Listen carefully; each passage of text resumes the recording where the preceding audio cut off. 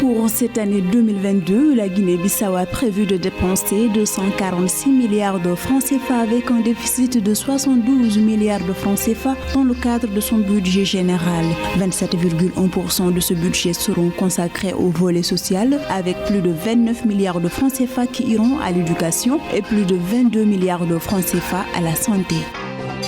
La mobilisation de recettes fiscales et douanières de l'Office togolais des recettes s'est estimée à 720 milliards de francs CFA en 2021. Ce niveau a connu une hausse de 9% par rapport à l'année 2020. Durant les 3 premiers mois de l'année 2022, l'État du Cameroun envisage de lever des fonds compris entre 160 et 180 milliards de francs CFA. Ces levées de fonds devraient s'effectuer en 9 opérations sur le marché des titres publics de la Banque des États de l'Afrique centrale.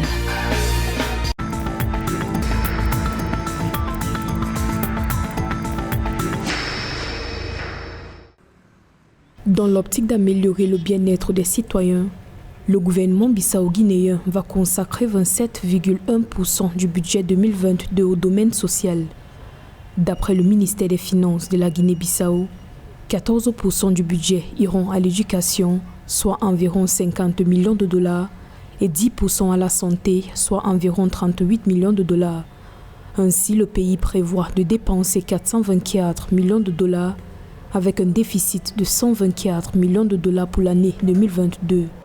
Il faut une nouvelle classe d'entrepreneurs dans le secteur agricole et pour cela, le développement des infrastructures routières est incontournable. On ne peut pas relever cette société tant qu'on n'aura pas résolu le problème d'acheminement des produits agricoles des villages enclavés vers des villes où la demande est un peu plus grande.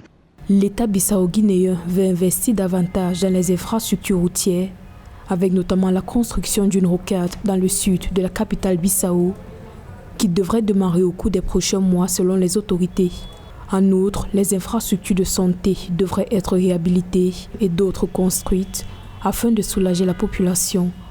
Ce projet comprend la modernisation du plus grand établissement du pays, l'hôpital national Simão Mendes. Il est là question pour le gouvernement de travailler, de mettre des moyens pour que les petits entrepreneurs se relèvent de la Covid et aussi déjà penser à l'après-Covid en développant des nouvelles entreprises, en développant le système sanitaire. Précisons que la part de l'État bissau-guinéen dans les investissements prévus dans le budget 2022 s'élève à 26 millions de dollars pour un montant total de 122 millions de dollars.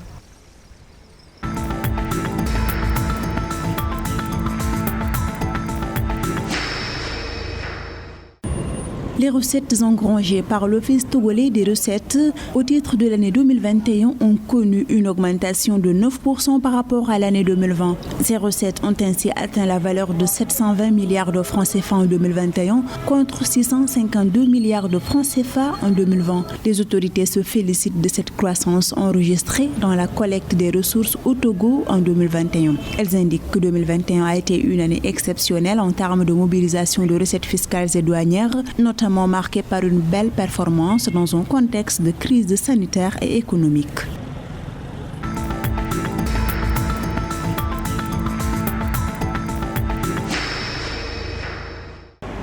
Le Cameroun s'apprête à mobiliser un montant compris entre 160 et 180 milliards de francs CFA au premier trimestre 2022 sur le marché des titres publics de la Banque des États de l'Afrique centrale. Ces levées de fonds devraient s'effectuer en 9 opérations. Ainsi, le pays prévoit 7 émissions de bons du Trésor assimilables pour pouvoir lever une enveloppe de 130 milliards de francs CFA et 2 émissions d'obligations du Trésor assimilables pour mobiliser une enveloppe globale comprise entre 30 et 50 milliards de francs CFA.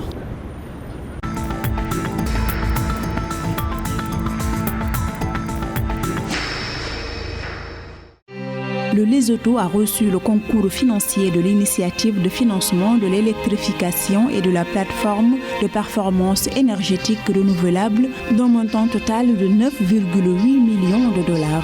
Les financements s'estimant à 4,9 millions de dollars pour chaque entité permettront au pays d'entreprendre la construction de 11 mini-réseaux d'énergie renouvelable dirigés par l'entreprise locale OnePower. Il s'agit de mini-réseaux d'une capacité totale de 1,8 MW mégawatts crête qui vont intégrer essentiellement des capteurs solaires. À terme, ce projet devrait aider le Lesotho à relever son taux d'électrification encore faible qui tourne autour de 48%.